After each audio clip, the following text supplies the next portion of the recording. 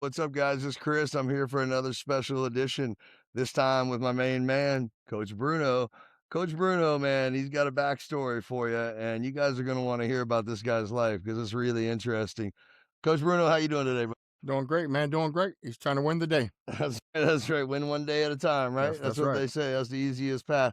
So tell me, man, you're working over in Prague right now, yeah, as a coach? I've spent the last 2 seasons over there as the head coach for basically the college level team, which is they call club over there, the Okay. club team. Okay. Uh, Guys over 19 up to 47 on Wow. my team. The oldest players like I'm actually turned 50 this year. Hey, Still got a I chance, just, man.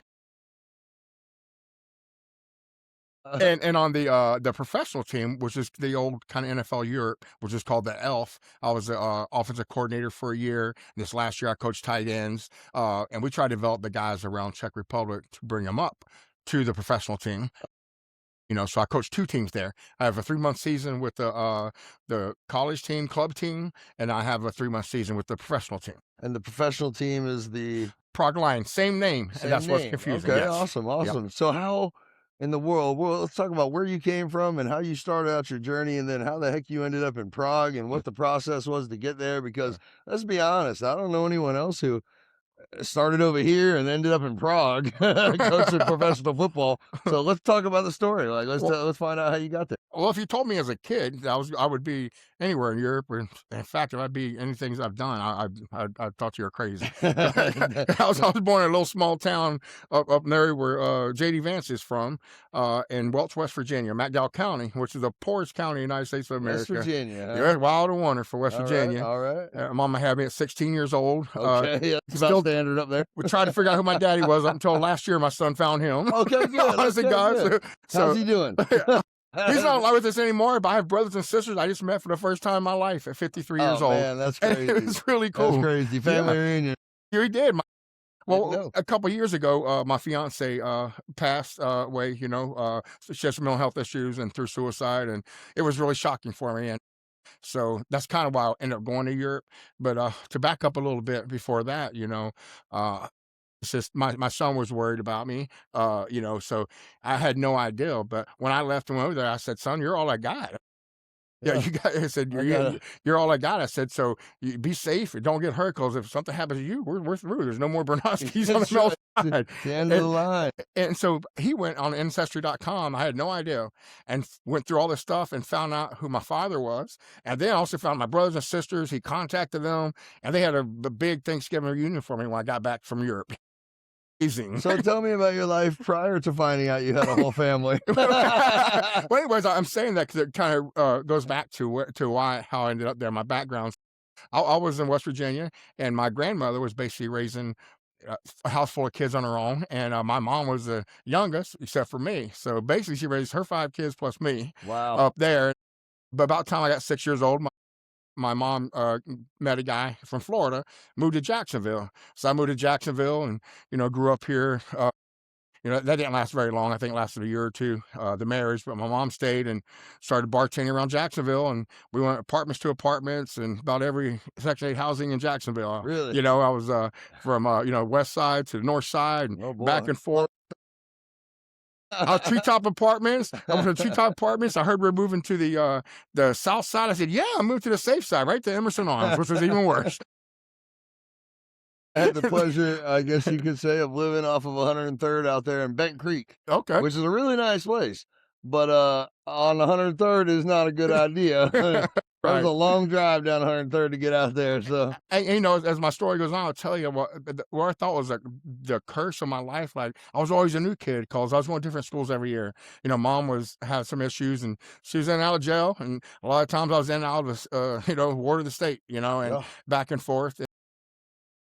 The good thing is I was always a new kid at school. So at the time, I hated it because you know how it is being the new guy. worst And, case scenario. yeah, so I learned how to fight real early. I had to. Yeah, yeah. Yeah, So, tough quit. and some of the youth coaches saw that and got me into wrestling and got me into Pop Warner football and said, Nice. "Hey, this is a way to deal with your anger issues or whatever." And that's what I did. So I was in Jacksonville my whole life growing up, and then come a time time to where, my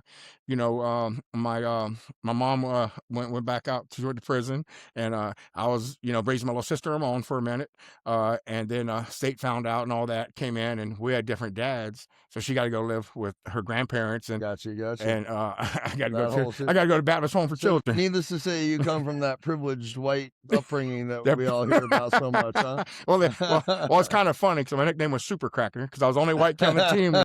I was all state, and that's what they called me, Super Cracker. I But got that a was a hat and a car. compliment. Yeah, It says it in my yearbook. I'll say, "There's Bruno. Look at that white boy run."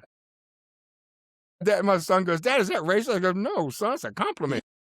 exactly. He's running with the best athletes on the planet, and he's doing it Right. without any training, without any of the skill sets Nothing, that and yeah, no you just came support. out of nowhere. Yeah, A lot of aggression. but what I had was good community leaders, my football coaches, people the football was my father, and my coaches were my mentors, and that's So why who I was do the what I one do person today. who's the one person that stands out that made the My high school coach, Robbie Pruitt, who's one of the best high school coaches. He'll be in the Hall of Fame in Georgia and Florida. Wow. He's amazing, but he got me on that Baptist Home for Children, brought me to University Baptist School, and did whatever he could do for me.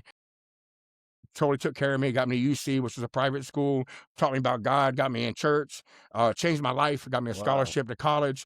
And once I got to college, man, I was on my own. I made it. Really? Yeah. Wow. Where'd you go to college at? Well, I went out to Oregon, and I spent a couple seasons out at the Ducks, and ended up going to graduate from Eastern Oregon Okay. because they ran triple option. I'm a Okay. fullback, and Oregon was trying to make me a linebacker. Was And this so back when the Ducks were really good and they won the yeah, we went to Rose Bowl their sophomore did you year. really? Yep, Okay, yep, so against you were Penn State. part, yeah, they weren't running fullbacks back then. No, they won't. Well, that's why. The passingest team in the Well, they got more into run and shoot later, but we Okay. ran the ball a lot more early on. But basically, once I got to when my running backs coach went and took the job, out at Eastern Oregon, and said, "Hey, you want to get the ball 30 times a game? Let's go." You're like, And I "Oh, had time in my life. Had time in my life, And and that's I was able to amazing. get into camp with the 49ers and go down there, and which was great. And even though I got cut, I'd also been accepted to physical therapy school because I'd already earned my bachelor's, Wow. and I was, Not a bad contingency plan. I never thought I could make it to college, because Right. I had the Came money, from and punted football third. got me there. So I was in the front row, paying attention every single day, and as it worked out, and I was an academic All-American, and Wow. had high GPA and all that. So I got accepted to physical therapy school and at San Francisco State Gators.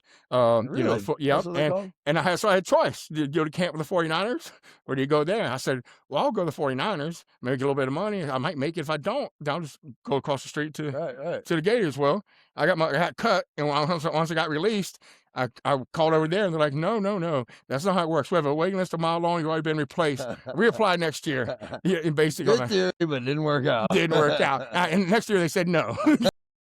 Year. So I come back home to Jacksonville, and I got brought up, got a tryout with the Giants, and was in camp with them for a little bit, and then came back to Jacksonville, and I was embarrassed to see all my friends. What are you doing? What are you doing? I'm like, oh man, the Jaguars have a team. Why don't they sign me? Down there. Right. Well, they had a great fullback, is why.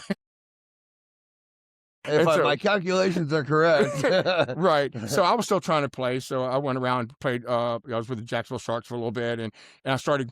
And as it would happen, one of the guys who's one of my best coaches I ever played for was named Craig Howard. And Craig Howard had been the head coach at Oregon Tech, running backs coach at Oregon before that. And then he was a head coach at Mandarin High School. And he goes, hey, come out, work with kids, man. He goes, stay in shape. My agent's still telling me, hey, you're going to make it. You're going to get call any day now. Of course. And so I went and started working with running backs and just fell in love with it. I said, man, this is fun. Coaching, Yes. I was volunteering out there and at the time. And next thing you know, year later, Coach Howard left and went on and ended up being Tim Tebow's coach at Nice, won the state championship and all that. Awesome. So I became the head coach at Mandarin at 24, 25 years old. What? As youngest coach in the state of Florida. Didn't know what the heck I was doing. I just knew we was going to do it. Yeah, exactly. Right. I know what I did. I know what I know, what I don't know, but I don't know what I do know. Right. So therefore, let's figure it out. I know what I want to happen, and I don't know. Don't ask me how or when, but how I know it's going to happen. And as we talked about before, you got to have a plan. Yeah. And then you got to figure out how to get there, right? So now you understand that was That was a Hail Mary back then, Oh yeah. but we still worked it out. I always Dr. Milton Threadcraft, he was the only black principal. It was an all-white school, pretty much 90% white at the Yeah, time. Mandarin. And and that guy saw something in me and believed in me and gave me an opportunity that most people never would have. I only had 1 year of assistant coaching experience, and I was not qualified for the job. But he saw the way the team liked me and the kids and the way I was with the kids, Yeah, and that's what I was about. Is about helping the kids. right, My goal wasn't to win football games. My goal was to help kids get to college and right. give them opportunities. And I had a lot of connections around, and that's what I told them, take the SAT test, this, I need to see your score, your academics are first. And I showed them I cared about them. Yeah. And I got, so the black kids on the team, the white kids, which was my blessing because I had been raised in so many different diverse areas. I could get along with It anybody. didn't matter to And you? yeah, it Yeah, didn't matter yeah. to me. I showed those kids how to love each other. That's That was right. it. Love was the secret. That's a Okay. beautiful They all thing. started loving each other and playing hard for each other. And Probably we won became some a football team. games too. We won a bunch of football games. We were last place in the district, and we ended up being district champs the next year. And they were the number one in the state of Florida the third year, and Wow. on and on. And placed 34 kids in college. We're ranked number one in the state. Got knocked out in the playoffs, Wow. and just moved on. I ended up having Tony Carter and Marcus Thomas, who I both later in life ended up representing for the Denver Broncos. Okay, That one went to okay. Florida, one went to Florida State, both played in the NFL and all that. And it's just wild how God puts you in certain situations, Yeah, to help people. And, yeah. Tony Carter actually lived in my home, and Oh, nice. yeah, he's All-American at Florida State, and then he out to the Broncos and has Super Bowl. Tony I think he has 2 Super Bowls, one Denver and one with the Patriots. And now he's a head college coach, and that's what it's all about. That's what it is. And when See you, it's you, like somebody yes. saw the potential in you and gave you a shot, and they made you an opportunity that you probably didn't deserve, and you turned it into something that you could change people's lives with. And Absolutely. man, that's what it's all about. I'll never forget my college football coach, which you know very well, Kevin Sullivan. Here's my mentor. When I first got to Mandarin, he's one of the guys I really respected, and he said, "Hey, slow it down here." He said, he goes, "Your heart's in the right place. I know you're about the kids. Just shut your mouth. Don't be putting quotes in the paper, things like that, calling people out."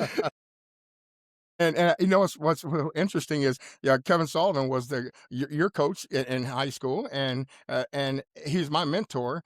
And then he also coached your McCree. Yeah, Cree, Shout out man, to my McCree. buddy Yeah. McCree. And I kind of mentor myself a lot after him. He cared about the kids a lot, and that was number one to him. That's the one thing I remember him about doing is that he'd stay out there after practices and everything else, and he would send out letters and he'd send out clips and videos. And it was back when we had VHS. It wasn't easy to get that stuff out, but you know what? He worked his ass off to get us seen by colleges. I must have gotten 2,000 letters from Division I colleges recruiting me, and so did Marlon, and so did Barty, and so did almost a lot of the players on the team. And it was because of his efforts. It's Yes. because of the time he decided to spend, because he could have gone home. He did his job. He coached us, but he didn't stop there. He took it to the next level, which is why, to me, he's one of the greatest high school football coaches to ever step in the pole. Absolute legend. And I was fortunate enough, the way God works, I didn't plan any of this. I never planned on coaching at all. But I'm sitting there, everybody started knowing where Mandarin, put them on the map, before we'd go to camp. Like, where's Mandarin? Is that in Miami? Well, no, it's in Yeah, Jacksonville. I said, when we leave here, everybody's gonna know where Mandarin is. And that's where it's at now. And so they built a great program there, man. The guys after me, Ramsey and the guys that are there now, it's unbelievable. In fact, tonight, the Mandarin quarterback, Carson Beck, plays for national championship. He left Georgia. He's a quarterback for Miami now. No So way. he's going to win national championship. He's Georgia. awesome. Yeah. Well, that tells you when we're recording this, so you guys will know. Oh, okay. Well, That's impressive right there. You can edit that out. Yeah, no, that's fine. Yeah. We'll keep it on there.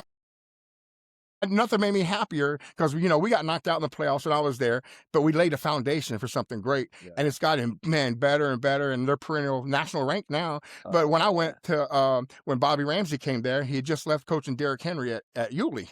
Okay. And then he goes over, gets a job at Mandarin, does a great job.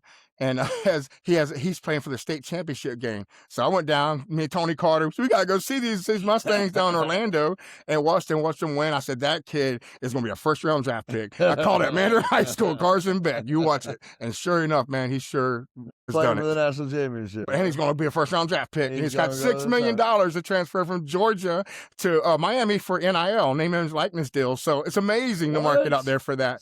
$1 million. Just a transfer in college. And that was... Transfer in college. What is NIL deal? It's name, image, and likeness. Let me give you an example. When Okay. Tim Tebow was at University of Florida, I mean, how many number 15 jerseys do they sell? I mean, About 200 million, I think, at least. 200 million. And guess what? Dollars. Well, University of Florida At got paid. $100 a piece. NCAA got paid. Everybody got paid except Tim Tebow. He didn't get a dime out of it.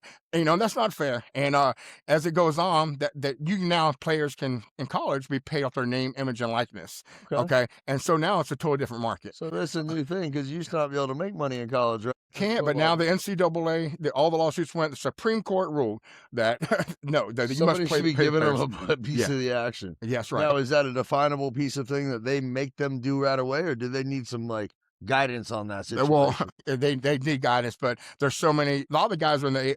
Let me get back to my story real quick. Let's Yeah, finish pause on that that. story.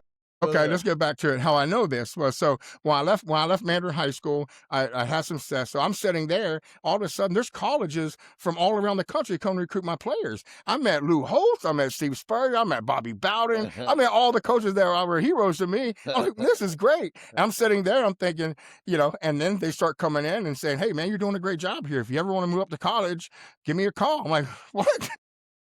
Sounds great. So I ended up, Larry Fedora and Ron Zook and a couple buddies of mine, and ended up University of Florida, and that's where Marcus Thomas ended up going, and he's Yep, one of my yep. kids, and went there because those guys are my buddies, and he was going to give me a GA spot over there with Dan Dish, who was another rival of mine. He was at Ed White High School. Me, Dish, and Sully were all in Jacksonville at And the same what's a time GA coaching. position? Graduate assistant. Graduate Well, yeah, assistant. yeah. Okay. And so, anyways, how God works and put us all together.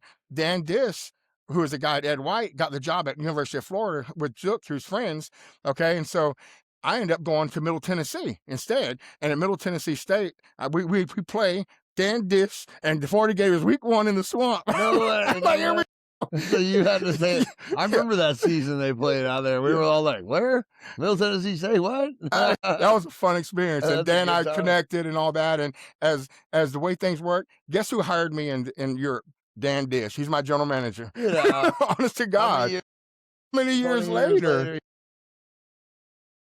hired me because he saw the job we did at Middle Tennessee, and I became recruiting coordinator.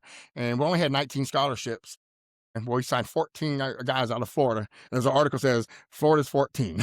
And all of them came in balling out. Because what I would tell them is, hey, you don't want to go to UCF or USF. You're good enough to go to Florida State, or Miami, but there's only so many scholarships. Right. You can't go to a directional school here. You might as well come to Middle Tennessee. Yeah. Your friends don't have to see you And there. you can play all, And you can come play. all 4 years. And we can beat them. Just watch what happens. That's All these right. schools down That's here, right. and we proved that right. You don't have to sit and wait till your junior year to get some playing time. That's either. right. So we had a bunch of freshmen, sophomores out there from Florida balling. Nice. Here we See, are. those guys go places too. Oh yeah, we had a bunch of them. We had Alex Suber was kid out of Tampa Jefferson. We got there. He came in as a true freshman, started at running back, ends up tearing his ACL after his freshman year, but he was starting for us and had a lot of success, and ended up going to cornerback, and then ended up played years up in CFL. He did a great job, and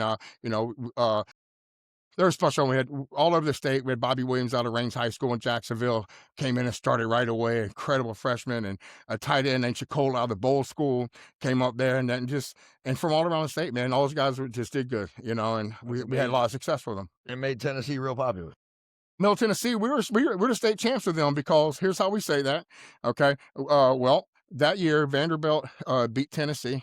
We beat Vanderbilt, and who beat Memphis, so we were state champs. There you go. I mean, that's process of elimination right there. That's and right. So then from there, you got Tennessee. Now you're close to home, right? Back in West Virginia. Yeah, well, and that was perfect because my mom was back up in West Virginia at that time, and I was able to go back and see her and bring her to watch me coach college football. And those were some great years in Murfreesboro. I really loved it there. And you got to meet some cool people, make some contacts, and still talk to a lot of guys. And kids like Eric Walden we recruited, who ended up getting a 4th-round draft pick for the Colts, starting played DN for the outside linebacker, played for years in the NFL, and a bunch of other guys too. But it's just the impact that we had, the difference you make, and all that was a lot of fun. But so what happened was I went from doing everything as a player, from playing and being being through all the camps and meeting people that way, to being a coach now on the different side of it. Well, think about this. I was a high school coach. I had the players. When you have the players, all the coaches like you. Right, They're right, coming to get your players. right. So I'm sitting there watching how everything works recruiting wise and who does a good job, who doesn't. And I kind of figured out the game. So I was on the other side of it a few years down the road. Now I'm the recruiting coordinator. So I knew how to come after them from what I've learned from the best recruiters in the country You had who it came, done. I had 34 players go to college. I've seen every coach in the country. Yeah, you And, got and so I'm up there at Middle Tennessee doing it, and I'm recruiting, and we're doing that. And then it just so happens that I have Marcus Thomas, who's now about to be a draft pick, and I'm like his mentor. He's one of my favorite kids in the world.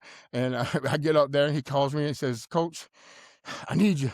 He goes, "I can be the first pick in the draft." They're telling me this year is junior year at Florida. He goes, "I can be the first D tackle taken in the draft. I have all these agents calling me. I don't know what to say. Can I refer him to you?" I'm like, "I don't know what to say." Again, so football. started having me interview them for him. So Okay. he'd call me. I said, because I was this father figure at that point, Yeah, yeah. and all that. So calling me, and I said, well, at the end of the season, we'll sit down and talk with him. And that's what we did. And he decided to go back to the University of Florida. He goes, "You know what? This is just too much." He goes, "I'm having a great time at Florida." He goes, "We can win a national Stay and play championship football. next year." He goes, "I'll come out next year and be the first pick in the draft." I said, "That's your decision. That's your decision." Well, as fate would have it, they fired Coach Zook at that time and hired Urban Meyer. Yeah. And that's a whole nother story on another Big show. swing A there. big swing, a big swing. And he came in, was trying to target people in home market. He came in target markets because Marcus had the ear of the locker room and all that. And it just, we'll work out. talk Didn't about work that another out, yeah. time. Didn't work out. So Marcus still played. He got, he failed the drug test before the season on the marijuana test with several other people that all of a sudden they didn't get deemed. He did, but goes in. And then after the stretch, they win 4 games. They don't beat Auburn without him, all that. But as soon as they go through the SEC stretch, they're number 1 in the nation, then he releases him. This is 2 months after. So, but anyways, so Marcus calls me, he goes, "Coach," he's, so as fate would have. So we're at the end of the season now, Marcus, sit tight.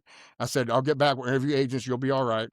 They got put off the team his senior year, which was, ridiculous. Yeah, But absurd. looking back at what I know, I'm not going to bring it. Talented athletes. Yeah, out the there. Swamp Kings left a lot of stuff out. A lot of stuff out. Yeah. There's Swamp Kings too. I'll tell the truth about some things. Kings, Yeah, too. but We'll anyways, it's follow all up. resolved now. And it was Urban Meyer. That's all it was. University of Florida is great. I love it. Marcus loves it. Everybody does. Everybody has Urban their Meyer's favorite. not, and that's just the way it is. That's how it is. That's how it is. The Urban Liar Meyer. That's what I'll call it. Fact. There's a mark next to his name. That's for sure. Yeah, yes. And I'm glad I never ran into him in Jacksonville. That might be our coach. But, so anyways, the rest of it is, so here I am now on that side. Well, Marcus is that. So we sell on agents. End of our season at Middle Tennessee, I get Marcus, and we go sit down and start talking agents. And the 3 big ones are in there, of course, the big companies, and I'm reviewing each of them. And I said, they all sound great. I said, I'll sign with any of them Yes, myself. I was on any of them like that. So I don't know what to tell you. He goes, "Well, why don't you just be my agent?" I said, "I don't even know what that means." I said, "I'm coaching football." And I said, "I'll look into it and all that stuff. Just sit tight. You got time." Because they're still in season at this point, Yeah. And it's not November right now or something. As fate would have it, they come in and fired our coach at Middle Tennessee after we just had a great season. A great season. Nobody's hit. Nobody saved. I couldn't believe it. But here I am now. I don't have a job. Marcus asked me to be an agent. I said, "Hey, let's go." Let's do it. I was kind of turned off by college football at that point, because to see Andy McCollum do such a great job and have a good staff and get fired, I said, "This is bull crap, man." I said, "This ain't for me." And to the whole I'm thing sure at you Florida. Well, I know, and obviously he's not going to go in the first round now, and they're saying all these bad things about him. There's a lot of talk, and I would talk to scouts that came through, because I was a pro scout liaison at Middle Tennessee, which means when they came in, they saw me to get film on our players, and I had to sell our players. So I was you knew selling the what they heck out of wanted to Eric hear. Wald and Kerry Wright and those Yeah. guys. And I said, "Hey, what do you think about?" They didn't know I knew Marcus. I go, "What do you think about that kid, the Marcus Thomas that kicked off of Florida?"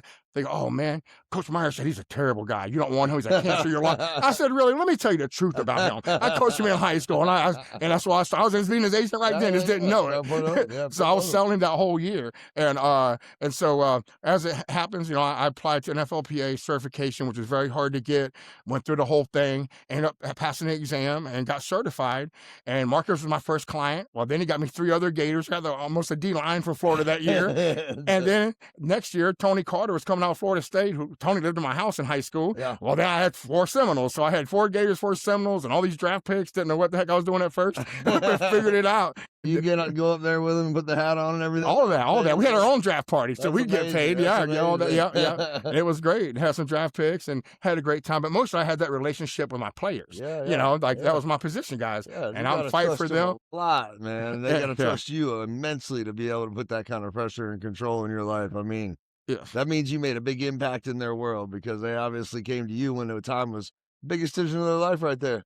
And they trusted you to make it with them. And that's important to me. That's what I'm in it for. I got in to help the kids. How many kids could I get into college? That was my goal. And then as an agent, I want to protect them against all the outside. I'm their no guy. Right. And I'm going to tell them the truth. But everybody wants something from them. Call me. Yep. I'm happy to tell them no for you You'll on your be the behalf. borderline, right? You're the Right. barrier. Exactly. You got to Well, protect them from all the other stuff. This season, my show is actually called Healing Humans, and that's why I wanted to have you on it, because to me, the fact that you believe in these young men and to forge your soul, heart, energy, and time into cultivating them into the best they could be. And obviously, you're good at what you do, because look at the numbers you got. I mean, these aren't like rookie minor league numbers. These are some Pro Bowl numbers you got. And so that to me is healing humans across the board.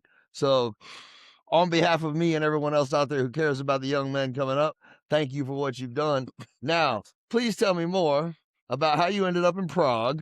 Okay. And also, let's get back to this NIL thing, because I would like to learn a little more about that. Well, it's interesting. Here it is, because that was the hardest thing for me to do. I love coaching kids. I love coaching football. I was having the time of my life in Middle Tennessee. I never would have left. It was. But Marcus called me and asked for my help and did that. And by the way, the 3 big companies in the business, I called each of them after the interview, said, "Hey, will you hire me with Marcus?" I said, "You teach me the business. I want to work for you, and you can have him. I'll get you like that. We'll work with you." Because I was afraid to represent him by myself. I didn't want to do him a disservice. Sure. Like that. And all of them shut me down. Well, 3 years later, they're all calling trying to hire me. Get out of here. I got 34. I have 34 players now. It's all figured out. I'm good. Did you? 34? 34 in the NFL. Wow. What's a normal number of players that somebody manages? Well, I mean, usually 2 or 3. Really? Yeah, I was going to say, I've never heard time. of 34. I mean, all pictures Jerry Maguire. Yeah, well, no, Drew Rosenhaus is that. He had like 100 or 200 or something. Does he really? All the guys I got, I never really recruited many people. They're referrals from my players. Right. They'd call their buddies or them and say, "Hey, this guy's going to look out for." Choice, go with this guy. Exactly. And Marcus is a big part of that. Marcus recruited half of my clients. Okay. Yeah, I can imagine. I mean, you helped him, he helped you. It's a win-win. The same with Tony Carter, same thing. And I did the best I could for him and all that, but I always missed coaching. And I felt like, man, this is a big mistake to do this, because I miss coaching. And at the same time, I'm never going to be able to coach again, because an agent's a dirty word on campus. You can't even go on campus at this time. Oh, yeah, and that's true. it's incredible how the market has changed now to where the NIL agents are all over campus now. And now it's not such a bad word. So now I can get back into college coaching after being an agent. So it's as long as keep going forward, the agent business, the lockout happened, some things happen, and everybody's got their hand out for money, trying to get loans and all that. And I'm a one-man show. I'm not big like that. And it started getting too much business for me. It wasn't fun anymore. And I wanted to see Marcus through his career and make sure Tony Carter was straight. Those were my 2 kids. And once Marcus retired from the NFL, and that, I went to the front office up in Toronto with the Argonauts and the CFL. And now I'm on the other side negotiating contracts against the agents. And they're calling me trying to know him. I know all the games. And that's what I loved about it. So I would just only scout NFL players that had gotten released and try to figure out which ones we can bring up to Canada and negotiate deals with agents and such. And that was a lot of fun, a good experience and stuff. But front office is not really for me. I need to be on the sideline and all that. So they started a new league the next year. I think it was the the FXFL and the All American League, the spring leagues. I coached in 4 different ones in 4 years Okay. because they go and fold and go and fold, Yeah. and I'm getting back coaching and doing personnel at the same time and all that, and having a great time. And Yeah. then it got back into because I met a girl, whatever, and fell. I got into divorce in 2015. Then 2016, I met a girl down in Orlando, and I got out of football for a couple years and doing that, and started doing some scouting. We moved way back out to Oregon and Washington State and all that. And she had some mental health issues, so we Yeah. put her in. There's a place out there that was really nice. I went out there and was doing some scouting out there on the West Coast, a couple of times, and getting her healthy. And then we came back to Florida, and a couple years later, she committed suicide. Right. And so after that, I need to get out, and I want to coach, but I've been out of it for a couple of years. What I do, and out of the blue, Dan Dis calls me and says, "Hey, man, you interested in coming to Europe?" I said, "God, thank you."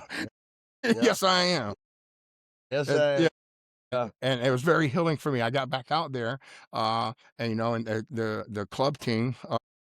The Czech Republic team, the Lions, they weren't having much success because all their good players had gone to the pro team. So Okay. they got what was the thirds that were left, the seconds and thirds and fourths that were left. And Coach Dis JV says, and "Don't plan on winning many games." He goes, "I know it's going to be hard for you, but your job is to get them more fundamentally sound yeah. and develop them and get the shit back to shore." So what you love anyway. Yes, what I love. That's good. I said, "Good, I like that." And Uh, then my second year there was last year's. We went to the Final Four. It was awesome, Man, man. It was wow. awesome. And this I kids are mean, bleeding each other, and we got them together, and just had a lot of fun with it, yeah. and such. And then it came back to I got to get back home and make some money. There's not a lot of money in Europe. Champ Kelly got the job with the Miami Dolphins as an interim GM, and I Yeah. thought that's Yeah. where I was going. I thought I'll call Champ up and get there, Yeah. and then they just released him 2 weeks ago, and it's just funny how the world works. So that's funny how the world works. So I'll probably do another year in Europe and figure it out See from what there. goes in. And Like I I said, love it out there. There's no doubt about well, it. this NIL manager thing, agent thing could be a real new. Because you said there's something going on with the law would just change, right? Supreme Okay, Court. And, Supreme Court made the ruling, the players can be paid and all that. So NIL is big business now, but there's people who don't. I've talked to a lot of kids that have gotten endorsements, are doing the marketing, going through it, and have transferred portal, and they're all like, "Coach, you need to be doing this because that's what they don't. People don't know what they're doing. You don't have to be certified. Guys are coming off the street saying oh they're agents. man. They have no credentials, So there no needs to be no a vetting, and all real that. Yeah, quality education and representation system because for I've been 'em. on every side of it. I've been on the front office side. I've been on the coaching side. I've Yeah, been on yeah. the agent side. Nobody got And all the all of it. And experience. I did many deals, the marketing endorsement, with shoe deals, trading card deals, and all that. So I have all the sources, all the certifications. I'm licensed still in 17 states Gotcha. across the So country. how does it work? Is it only for current stuff, or is it a retroactive to if can people like Tim Tebow go back and get money from? Can't no, No, no. it's Only once the ruling was made from Supreme Court so moving that's it. forward, Yeah, and it's the original year that Supreme Court made the ruling. I think it was 5 years ago. I can 23. look at it. They flew me up to Atlanta to speak at the NIL, the first ever NIL convention, and I'm like, well, I don't know.